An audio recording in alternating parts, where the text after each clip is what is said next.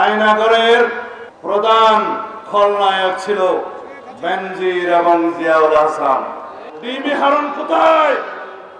এই মনিরুল কোথায়? তাদেরকে জনতার সামনে উপস্থিত করতে হবে। সাবেক সেনাপ্রধান জেনারেল আজিজ বাংলাদেশে বহু গুম খুনের নায়ক, তাকে গ্রেফতার করতে হবে অবিলম্বে। কেন এখনো মুক্ত বাতাসে বসে আছে? গ্রেফতার করতে হবে সাবেক আইজি, ওর যেন কি নাম, না না চৌধুরী আব্দুল্লাহ মামুন নাকি কি যেন,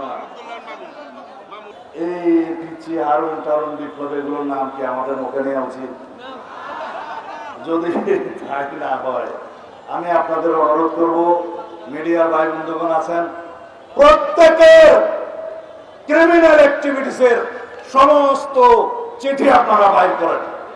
আমি বলতে চাই, সরিষার মধ্যে ভূত রেখে এই অন্তর্বর্তীকালীন সরকার কোনো কিছু অর্জন করতে পারবে না।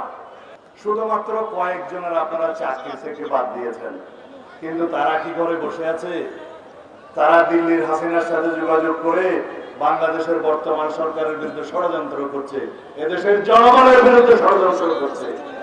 যারা বিভিন্ন জায়গায় জায়গায় হাসিনার ফ্যাসিবাদের দোসররা বসে আছে, তারা বাংলাদেশে অস্থিরতা সৃষ্টির পায়তারা করছে। বেনজির এই গুম খুনের জন্য একজন মহা খলনায়ক, হাসিনার দুঃশাসন টিকিয়ে রাখার জন্য যার ভূমিকা ছিল অপরিসীম, সে এখন কোথায়? যেখানেই আছে, পৃথিবীর যে কোণাতে আছে, সেখান থেকে টেনে হেঁচড়ে নিয়ে এসে আমাদের কাছে সুপর্দ করতে হবে, বাংলাদেশে তার বিচার করতে হবে। শেখ হাসিনা দিল্লি গিয়ে পালিয়ে আছে।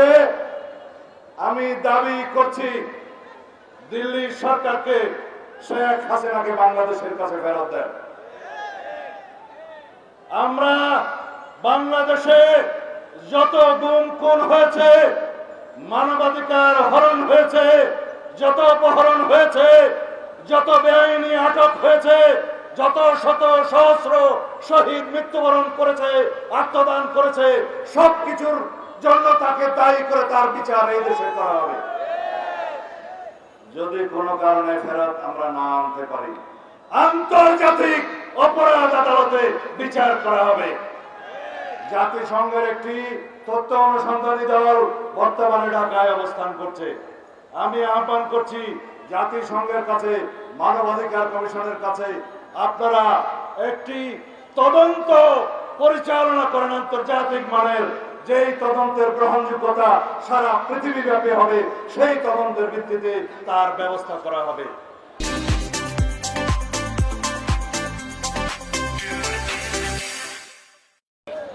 সুতরাং কিনা ও আরেকটা ছাগল আছে আসাদুজ্জামান, আচ্ছা যাই হোক, এগুলা সবগুলারে গ্রেফতার করে ইন্টারোগেশন করে তাদের দোষ স্বীকারে বাধ্য করতে হবে। যদি না করেন, আমরা এখনো এই রাস্তায় আছি, এই রাস্তা থেকে আমরা যাই নাই। ভাই বন্ধুগণ, আপনাদেরকে অনুরোধ জানাই, যদি মনে করেন আমাদের চূড়ান্ত বিজয় হয়েছে, চূড়ান্ত বিজয় এখনো অনেক দূরে। যেদিন গণতান্ত্রিক ভাবে নির্বাচিত একটি জাতীয় সংসদ বসবে, গণমানুষের জন্য আকাঙ্ক্ষিত সকল সংস্কার করে একটি প্রকৃত সাম্যের ভিত্তিতে বৈষম্যহীন, অসাম্প্রদায়িক, প্রকৃত আইনের শাসনের গণতান্ত্রিক রাষ্ট্র বিনির্মাণ হবে, সেই দিন আমাদের বিজয় অর্জিত হবে।